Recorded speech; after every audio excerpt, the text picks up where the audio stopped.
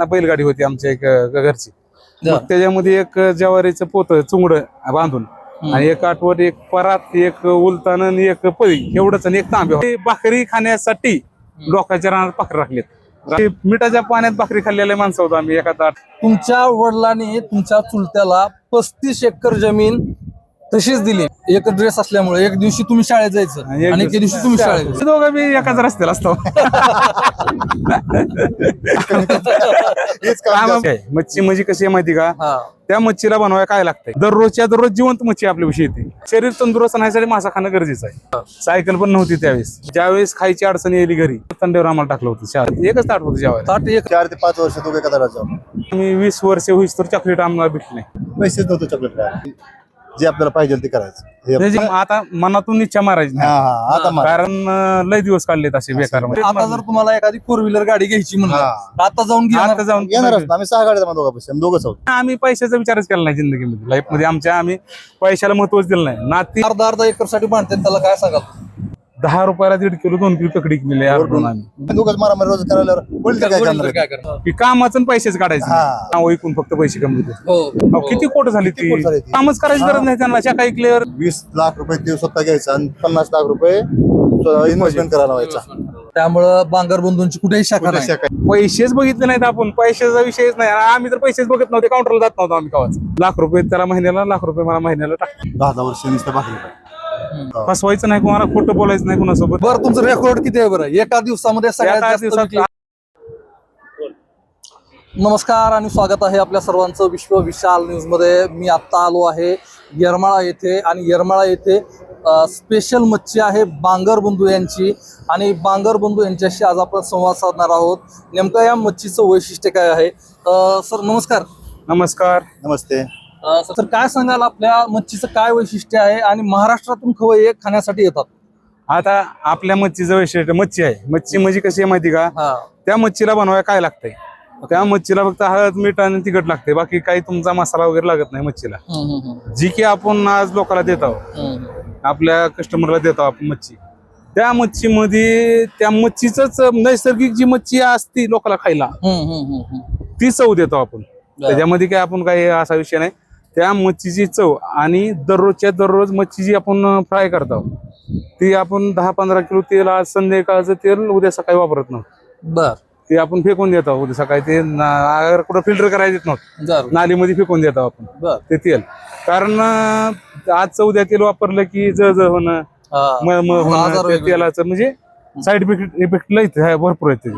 मग ती आपण करत नव्हतं. जे आपण दिलंय कस्टमरला त्यांना माहिती आहे इथं मच्छी फ्रेशच भेटणार. आणि मच्छी फ्रेश दररोजच्या दररोज जिवंत मच्छी आपल्याविषयी येते. फ्रेश मच्छी म्हणताय तुम्ही? फ्रेश मच्छी कुठून म्हणजे आपल्याकडे येते काय? आपल्याच तलावातून. आपण आपला धंदाच मच्छीचा आहे पहिला. बरोबर, म्हणजे माशाच्या धंद्यातून तलाव आहेत आपल्याकडे आणि त्या तलावातून आपण मच्छी काढून दररोजचे दररोज आपण वापरतो हॉटेलला. दररोजचे दररोज येते. म्हणजे आपण तळ पण तयार केलेलं आहे. शासनाचे तलाव आहेत आपण संस्थेच्या मार्फत घेतलेले आहेत. शासनाचे तलाव आपण फेक्या पद्धतीनं घेतलेले आहे. आणि 20 वर्ष झाला आपण धंदा करतो. आपल्याला ताजी मच्छी, शिळी मच्छी, खाण्यालायक मच्छी सगळी माहिती देतात. आणि मच्छीचे काय प्रकार असतात का? आणि आपल्याकडे कुठली मच्छी जास्त प्रमाणामध्ये खपली जाते किंवा ग्राहक खातात? आता मच्छीचे भरपूर प्रकार आहेत. आपल्याकडे पण आहेत. पण आता सध्या लोकांचं चिलापीवर जास्त जोर आहे. त्याच्यामध्ये काटा नाही आणि खायला टेस्ट आहे थोडीशी. गावरान चिलापी जी की आपल्या तलावामध्ये आपण स्वतः तयार केली आता गावरान पद्धतीची, जी की उज नेऊन येत नाही. आपली कुठल्या केमिकलचं पाणी त्या तलावात येणं, त्याचा वास येणं, तसला प्रकार आपण ठेवतच नाही. आपल्यापाशी जी आहे की आपल्या तलावातली आपण खायला टाकतो त्या तलावात माशांना, ती मच्छी आपल्यापाशी येते ताजी. आणि त्या ताज्या मच्छीला फक्त हळद मीठ झालं आणि तिखट झालं की बस. आणि त्या चिलाबी सोबत रोहू, कटला बी, निमी चिलाबी, ते निमी रोहू कटला. काही लोकांची ख्वाहिश असते ना, कटला द्या, रोहू द्या, कटला पाहिजे. मग त्यांना त्यांच्या मर पण आपल्याविषयी असते. मर मासा पण असतो. कस्टमरच्या चॉईस प्रमाणे पुरवावं लागतंय.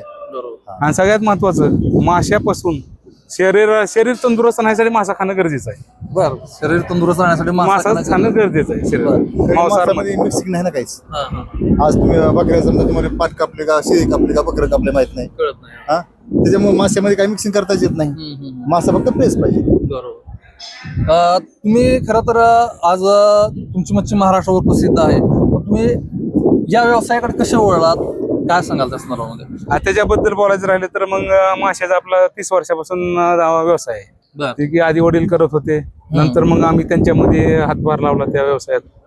वडिलाला असं म्हणजे असं हे करून आमच्या गावातून वडील यायचे येरमाळ्याला, बांगरवाडीतून 5 किलोमीटर आमचं गाव आहे. हो हो. मग येरमाळ्याचे वडील मग मासे आणायला सकाळी जायचे वडील, आणि मी बांगरवाडीला जायचो. मी येत होतो त्यांचा डबा घेऊन.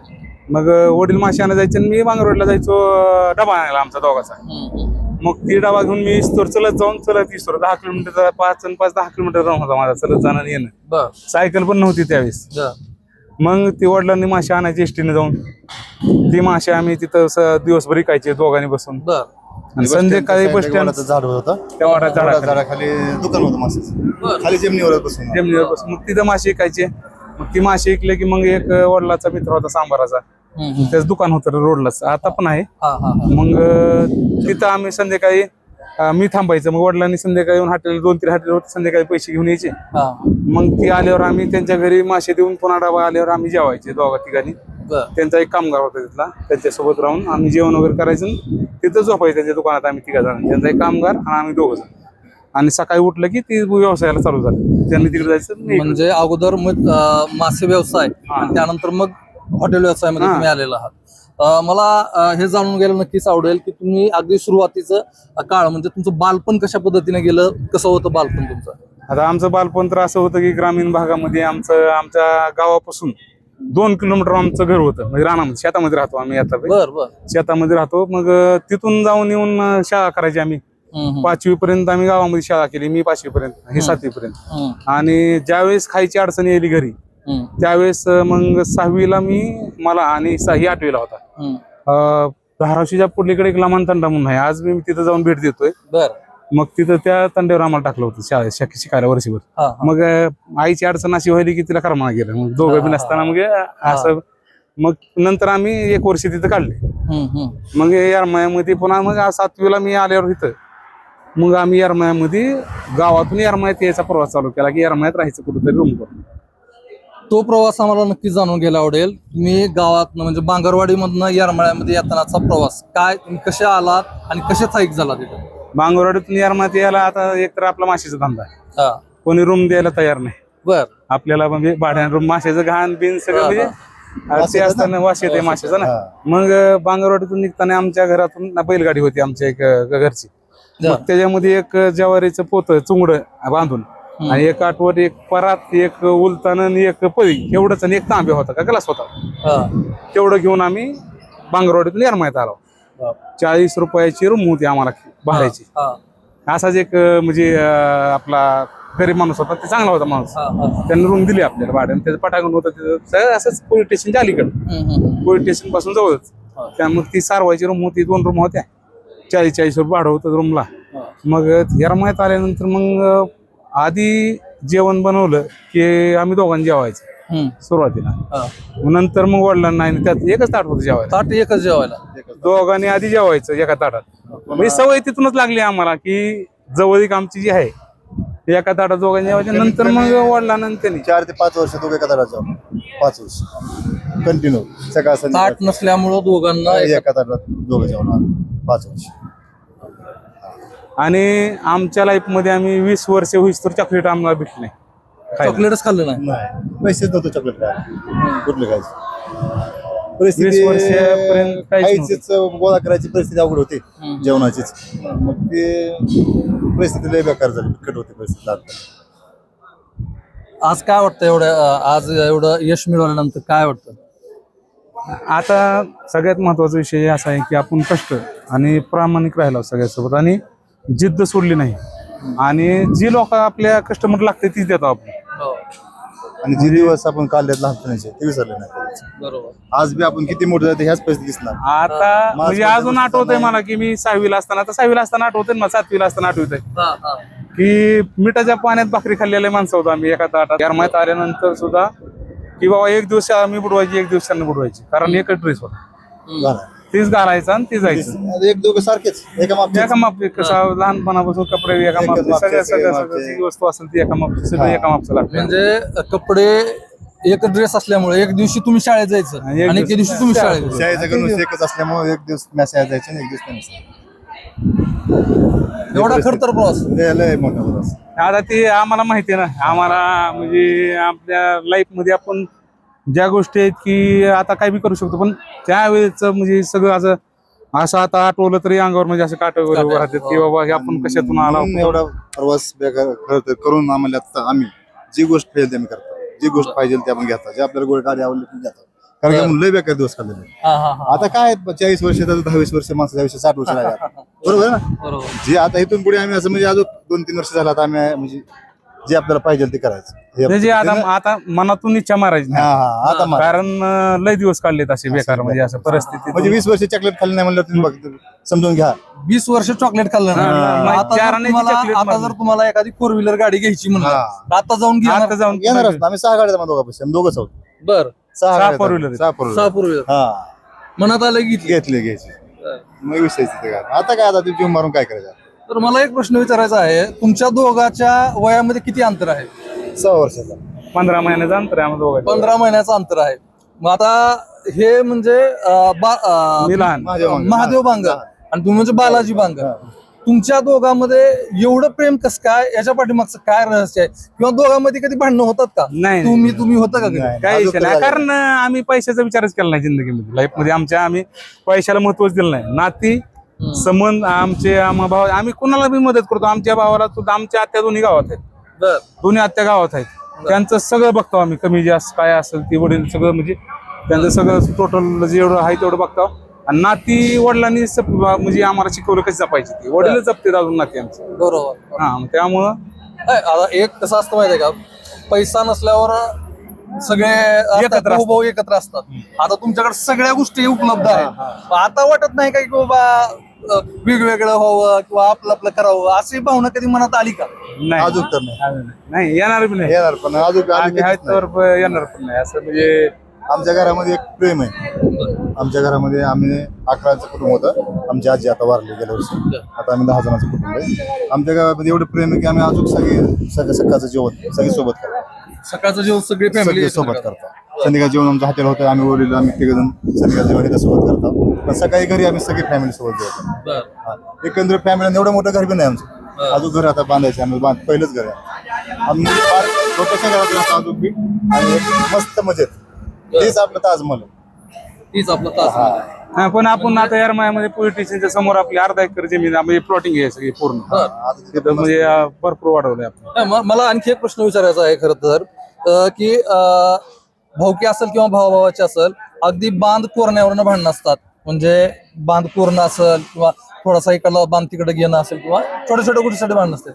तुमच्या वडिलांनी तुमच्या चुलत्याला 35 एकर जमीन तशीच दिली, तशीच खायला दिली. आता करून खायला खाते दिली. सगळं जमीन तर सगळं. दिली पण त्यात 20 लाख त्याला खर्च करून दिली. डेव्हलप म्हणजे हे विहीर करून बांधली 100 बाय 100 ची. तिथं पाणी 100 फूट पाण्याचं तुला त्याचं पाणी निघत नाही त्या विहिरीचं. पाईपलाईन जिथल्या तिथं लेवल करून त्यांचे जनावर ते आहेत जिथे ते त्यांना घासाला पाणी त्यांच्या प्यायला पाणी सगळी पाईपलाईन दगड विचून काही भंगर जमीन करून दिली गावात टाकून 20 लाख रुपये खर्चून.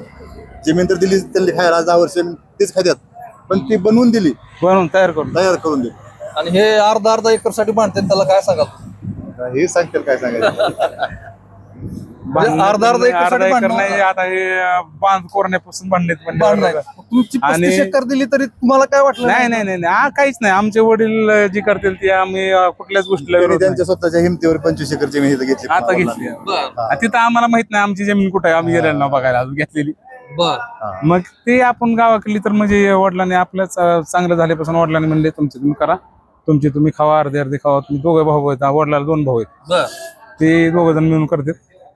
आणि भांडणं तन्न करू नका. फक्त एकच विषय, भांडणं तन्न करू नका. प्रॉपर्टी काहीच नाही नाही नाव राहते. फक्त कोणी काय केलंय आणि कोणी काय करणार असं नाही की कुठला बांध कोरलाय आणि कुठल्या बांधापायी भांडणं असलं नाही. आता एवढं खर्च करून आणि आम्ही सांगतो मला एक वेळेस 2009-10-11 दुष्काळ पडला. हॉटेल नव्हतं आपलं. दुष्काळ पडला 2 वर्ष. मग त्या दुष्काळामध्ये आम्ही स्वतःच जमीन केली. म्हणजे तेव्हाच आम्ही डेव्हलपमेंट केली जमीन जास्त. त्या दुष्काळामध्ये आम्ही वांगरोडला गेला. माशाचा धंदा पाणी वाटलं तयार, माशाचा धंदा राहिला नाही. 2 वर्ष आम्ही टमाटा, दोडका, काकडी, वांग मिरची लावून 2013ची गोष्ट आहे. 13-14 13, 12, 13, 14 3 वर्ष बर. 3 वर्ष शेती आम्ही दोघांनी केली. आणि अशी शेती केली की बाजारात जाऊन, प्रत्येक बाजारात जाऊन 10 रुपयाला 1.5 किलो 2 किलो ककडी केलेली आहे वरडून. आम्ही. बर दोघांनी त्या वरडून टायमाला. निघाले. हे माप द्यायला मी वरडायला बर. त्या टायमाला 10, 20 कॅरेट आम्ही 30, 50 आणि असं व्हायचं होतं 10 टमाट्याचे कॅरेट तर 5 किलोमीटर म्हणजे 2-2, 3-3 किलोमीटर डोक्यावर व्हायची ककडी टमाटा आम्ही. म्हणजे शेतात कुठलीही गोष्ट करायची असलं तर भाऊ दोघे एकत्र असतात. सोबत कोणती गोष्ट हा. आम्ही घरातून निघल्यापासून संध्याकाळी झोपस तर सोबत असतात. बर. काही नसू द्या, आमचं काम बी नसू द्या, कुठलं काही एक जणाचं काम असू द्या, तिथं दुसरं असणारच 100% जाणार. जे आपले एवढं प्रेम असण्यापाठीमागचं काय कारण बरं म्हणजे हे पहिल्यापासून कारण आता काय माहिती कसं का? असते माहिती, एका ताटात जेवलो आम्ही 5-7 वर्ष एका ताटात जेवलो. आणि आई वडिलांची शिकवण हम्म. सगळ्यात महत्वाचा मुद्दा आई वडिलांची शिकवण. आणि वडिलाचं आमच्या म्हणजे असं शब्द आमच्या घरात कोणीच मोडत नाही आता बी. आता काय होतं, तुमच्या दोघांचं प्रेम आहे, चांगली गोष्ट आहे. आणि खरं तर सगळ्या फॅमिलीमध्ये भाऊ एकत्रच राहणं गरजेचं असतं आणि आवश्यक देखील आहे. पण काय होतं, भाऊ एकत्र असतात, पण ज्यावेळेस लग्न होतं त्यावेळेस येणारी मुलगी जी असते ती बाहेरची असते. त्यानंतर मात्र कुटुंब विभक्त होण्याची शक्यता जास्त असते. तर त्यावेळेस तुम्ही कसं सांभाळून घेतलं किंवा कसं सांगितलं त्यांना? 2007 ला आमचे लग्न झाले दोघांची. दोघांचे एक झालं मे मध्ये आणि माझं झालं ऑगस्ट मध्ये. हा. मग लग्न झाल्यानंतर आमच्या घरात कसं आहे माहिती आहे का, सगळं वडिलांचं आणि सगळे अधिकार वडिलांना, सगळं त्यांना म्हणजे जेवढं अधिकार द्यायचे असतात घरातले ते सगळे वडिलांकडे. मग त्या वडिलांच्या समोर आम्ही कुणीच काय बोलू शकत नाही. त्याच्यामुळे प्रश्नच येत नाही ना कोणत्या गोष्टीचा. आपल्या समजा एखाद्याच्या मनात आलं तरी ती गोष्ट होऊ शकत नाही कवा. असं असते म्हणून आमचं प्रेम. दुसरा मुद्दा प्रेम. शेवटी वडील बी काय करू शकत नाही. पोरं रोज आम्ही दोघंच मारामारी रोज करायला वडील तर काय करणार आहेत? बरोबर काय? वडील म्हणणार घ्या तुमचं दोघं बघून घ्या. शेवट सगळ्यात महत्वाचं प्रेम भावाचं. प्रेम आहे. कधी असं वाटत नाही का बाबा त्यांनी आज कमी काम केलंय, मी आज जास्त काम कामाबद्दल केलंय? तर विषय नाही. मी तर काम करीतच नाही. हेच काम जास्त कामाबद्दल करतो. विषय नाही. आम्ही आमच्या असं एवढं ठेवलंय म्हणजे नातं की कामाचं आणि पैसेच काढायचं नाही. हा. नातच टिकवायचं तर कामाचं काम कुणी कमी केलं कुणी जास्त केलं ते सांगायचं अजून बी काय नाही, ते काढायचं बी मी नाही. तुझ्यासाठी एवढं केलंय, तू माझ्यासाठी एवढं हा, केलंय. नाही, ते विषय नाही ना कामाचं आणि पैशाचं आम्हाला दोघात त्याला जास्त लागलं अगर मला जास्त लागलं ती विचारत नाही, मी विचारत नाही, काही विषय नाही. आता मगाशी म्हणलं तसं यांना जर आता जाऊन 4 व्हीलर घ्यायची म्हणलं तर हा आम्ही दोघं बी एकाच रस्त्याला असतो. लगेच निघाला. निघालो, काही विषय नाही. निघालो गाड्यासाठी आम्ही एक शेड केलं घरी, बर. त्याच्यामध्ये लावून टाकलं 5 गाड्या लावून. एक गाडी आणायची आणि 2 गाड्या आणायच्या नाहीत कवाच, एकच आणायची, एकाच गाडीत द्यायचं दोघांनी बी. एकाच दोघाला एकत्र येता यावं म्हणून एक गाडी आणायची, नाहीतर 2 गाड्या आणायची. म्हणून. आणि आता पुढली पिढीचं काय कसं आहे? आणि सगळ्यात महत्वाचं या व्यवसायामध्ये आता लय झाले, ते आता ट्रेंड आला, इंस्टावर लय ट्रेंड आले, लोकांनी लय पैसे कमविले.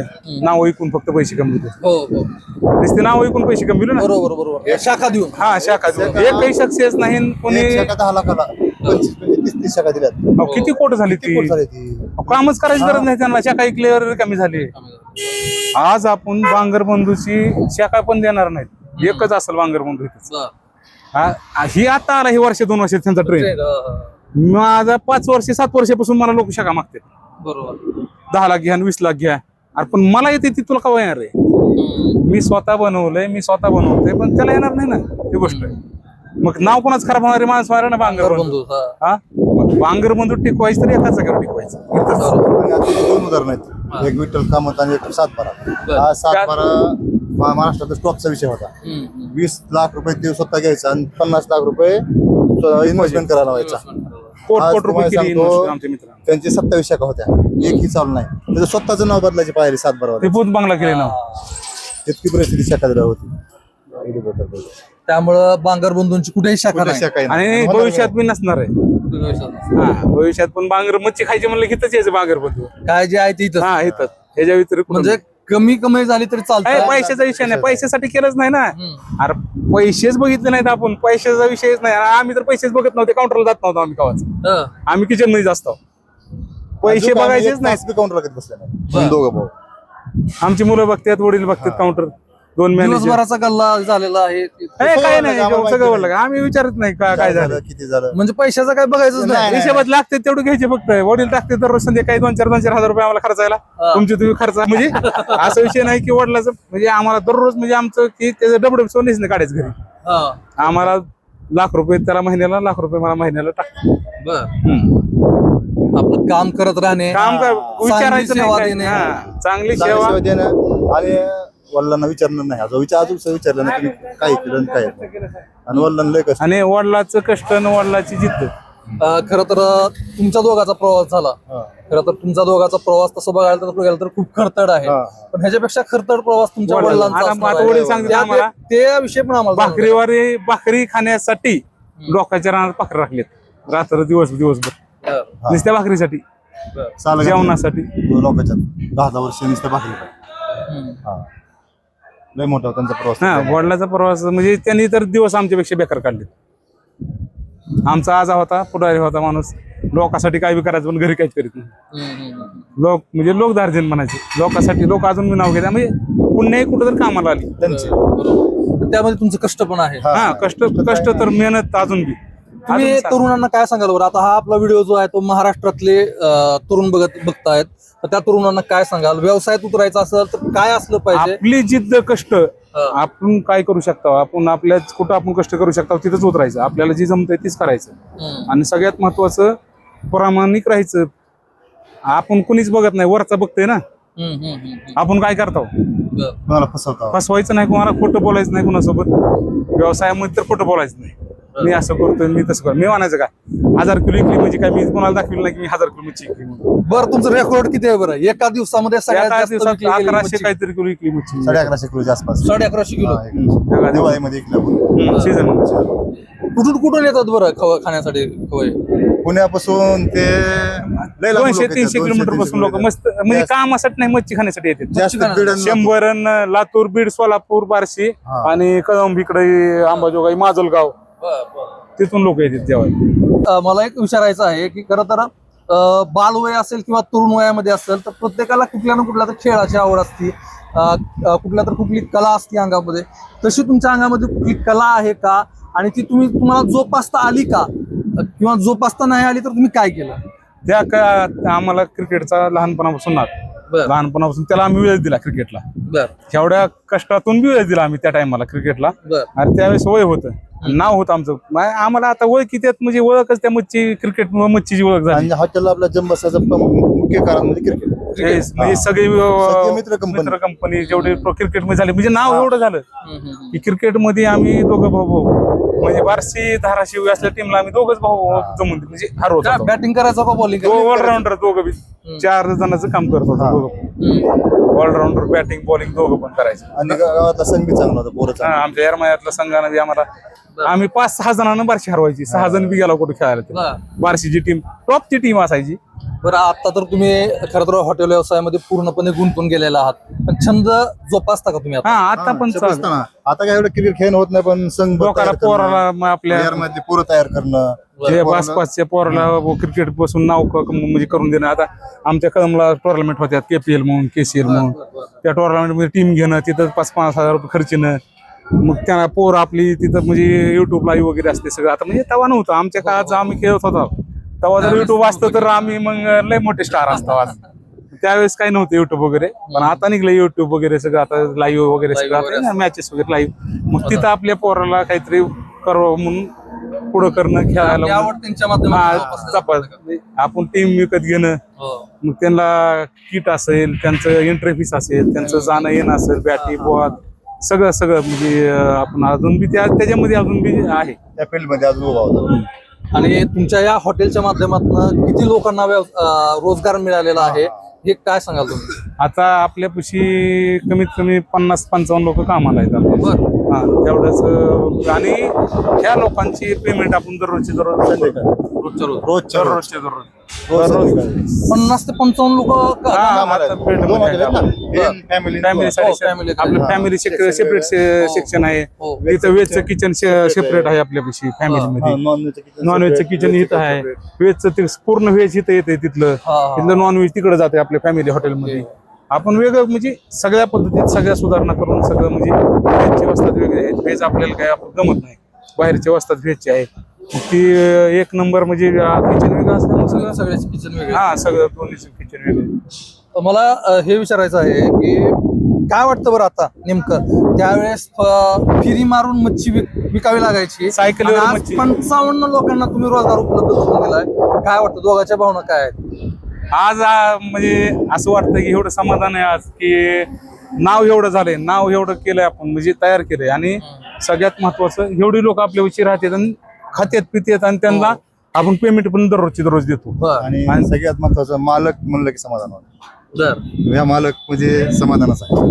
आता कोणालाच माहित नाही आता ही जेवढी लोक येतात माझ्यापाशी दररोज 500-1000 लोक जेवतात माझ्यापाशी. 500 कमीत कमी. मग तेवढ्या लोकांना माहित नाही मालक कोण आहे इथला. हा म्हणजे आणि सगळे वडिलांनाच समजतात ना. वडील माहिती, वडील थोडं तटपट तापड स्वभावाचे सगळं म्हणजे सगळ्याला माहिती आहे, कस्टमरला पण माहिती आहे. आणि हे आपले कामगार म्हणतात ना मालक, ते असं बघतात लोक कोण मालक. हा म्हणजे आज समाधान असं आहे किंवा सगळं म्हणजे जेवढं बी आहे आता तेवढं फक्त नाव, पुन्हा काय राहणार आहे आपलं नाव. आता आम्हा भावाची उदाहरण ह्या 25 खेड्यामध्ये आहेत. खरं तर जीवासका चित्रपट पाहिला असेल तसंच आहे. जीवासका चित्रपटामध्ये जसं भावाचं प्रेम असतं ते चित्रपटामध्ये पाहिलं होतं, पण आज प्रत्यक्षात बालाजी बांगर आणि महादेव बांगर यांचं प्रेम आपल्याला पाहायला मिळतंय. दोघांमध्ये खरंच एवढा जिव्हाळा म्हणजे आताच्या काळामध्ये दिसत नाही बरं का भावामध्ये? नाही कुठंच नाही. आता ह्या काळामध्ये तर सध्या तर पैसा लोकांना पाहिजे, पैसा. आणि आम्हाला नाही पाहिजे पैसा. आमचा काही म्हणजे असा विषयच नाही की पैशाबद्दल हे तू नाही मी नाही, काहीच विषय नाही. काम करायचं, ज्याला जमतंय त्यानं तेवढं करायचं, त्याला नाही जमलं हे आहे मी. म्हणजे ह्याच्यामध्ये फक्त की आम्ही कुणाच्याच बद्दल म्हणजे आम्हा दोघांच्या बद्दल किंवा तू एवढं केलं मी एवढं केलं ना असल्या गोष्टी करत नाही. की तू काम केलं नाही आज मीच केलं असं नाही. ज्याला होईल त्याला करणं. हे निघालेत ना जरा जास्तच पैसे घेऊन गेले असं गल्ल्याला हातच नाही आमचा.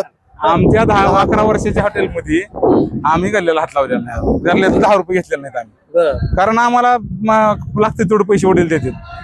आणि संध्याकाळी दररोज 3-3 हजार रुपये आमच्या अकाउंटला येते दररोज कंटिन्यू. त्याचं डबल न्यायचं नाही, काड्याची पिटीस वगैरे न्यायचं नाही, खर्चाला ती स्वतःच्या वैयक्तिक खर्चाला आमच्या.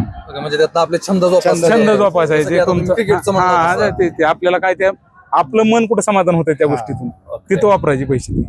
बरोबर. आता कसं आहे माहितीये का, कंटिन्यू तुम्ही तर ह्या व्यवसायामध्ये असतात, कुठं बाहेर वगैरे फिरायला वगैरे जाता का नाही? असं जातो आम्ही. असं सगळं नियोजन 2-3 दिवसाचं नियोजन लावायचं. आषाढी एकादशी आले, सुट्टी असते, श्रावण महिन्यात श्रावण महिना महाशिवरात्र सुट्टी असते, काही सिलेक्शन असतात. सिलेक्शनच्या टायमाला 2-4 दिवस सोड काढायचे आपल्याला. म्हणजे काम व्यवसाय धंदा सगळं पाणी केलं पाहिजे, पण आपले छंद सुद्धा जोपासले पाहिजे. 100% जोपासले. आणि काय सांगाल तुम्ही जाता जाता आपल्या हॉटेल बांगर बंधू विषयी? आता आपल्या बांगरबंधू विषयी लोक सांगतात, खाणारे लोक म्हणजे आपलं कस्टमर सांगतात किंवा आपण काय देतो त्यांना क्वालिटी वगैरे. आणि सगळ्यात महत्वाचं काय माहिती का, व्यवसाय करत असताना व्यवसायाशी प्रामाणिक राहायचं पूर्ण.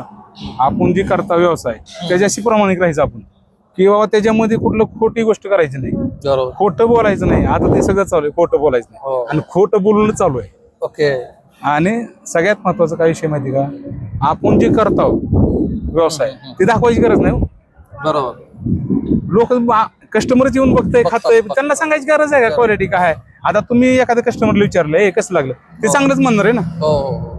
तुम्ही विचारायला गेले चांगलंच म्हणणार आहे, पण त्याच्या मनातून म्हणलं पाहिजे लयच भारी होतं. बरोबर. ही जोपासलंय आपण. बरोबर. आपल्याला कोणाला विचारायची गरज नाही काय ती असं बघत जाते आपल्याकडे, ह्याने आपल्याला वेगळं काहीतरी दिलंय. ती जोपासायचं. व्यवसाय करताना तेवढंच लक्षात ठेवायचं की बाबा आपला 100% प्रामाणिक राहायचं आणि प्रामाणिक जेवढं चांगलं देईल ते देता येईल तेवढं द्यायचं. आणि सगळ्यात महत्वाचं फ्रेश द्यायचं लोकांना. आजचं उद्या वापरायचं नाही, तेल वापरत नाही म्हणजे आपण बाकीचं काही विषय नाही. आणि आता काय झालं माहितीये का, खरं तर आताच्या ह्याच्यामध्ये तरुण जो आहे तो अस्वस्थ आहे. सोशल मीडियाच्या मोबाईलच्या ह्याच्यामध्ये अडकलेला आहे, ह्याच्यामध्ये मोबाईलच्या इंस्टाच्या नोकरी नाही, तिसरं लग्न होत नाही आणि अस्वस्थ आहे तरुण पिढी. या तरुण पिढीला काय सांगाल? हे बांगर बंधू दोघंही काय सांगाल? ह्याच्यामध्ये फक्त सगळ्यात महत्वाचं काय माहिती का, तरुण पिढी आता जी चालली मोबाईलच्या आरी चालली, गेमच्या आरी चालली. आता त्या गेम मध्ये तर किती लोक मेले, मोठी मोठी लोकांना आत्महत्या केल्या. कुठलं ती ऍप येते ते काहीतरी रम्मी जंगली सर्कल काही रम्मी तेव्हा त्यात ते किती लोक गेली. चांगली व्यसन, ते लय बेकार व्यसन आहे. आणि त्या व्यसनाच्या आरी न जाता आपण आता पहिलं मोबाईल होतं का, नव्हतंच की.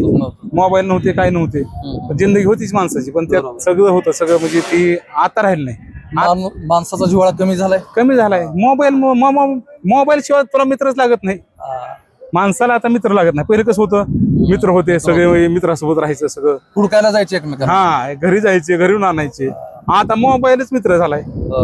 आणि ती सगळ्यात महत्वाचा, मोबाईलनं आता 8-8, 9-9 तास लोक पोराची मोबाईलच्या स्क्रीनवर आहेत. त्यांच्या आता चष्मा लागायला, डोळं झालं, डोक्यावर दुखायला लागली ह्यांची. खरं तर भावाभावाचं प्रेम कसं असावं याचं उत्तम उदाहरण म्हणजे बालाजी बांगर आणि महादेव बांगर आणि यांची स्पेशल मच्छी असणारं हे जे हॉटेल आहे येरमाळ्यामध्ये आहे. आणि हे या ठिकाणची मच्छी खाण्यासाठी महाराष्ट्रामधून खवय्ये येत असतात. आणि आज आपण या दोघांशीही संवाद साधलेला आहे. खरं तर आदर्श असं कुटुंब आहे हे. आणि विश्वविशाल न्यूजवरती अशाच वेगवेगळ्या क्षेत्रातल्या मान्यवरांना आपण भेटत राहणार आहोत. त्यासाठी तुम्ही विश्वविशाल न्यूजला सबस्क्राईब करून बेल आयकॉनला नक्की क्लिक करा. आणि तुम्ही जर हा व्हिडिओ फेसबुक पेजला पाहत असाल तर विश्वविशाल न्यूजचं फेसबुक पेज देखील नक्की फॉलो करा. आपण इथंच थांबूयात. धन्यवाद.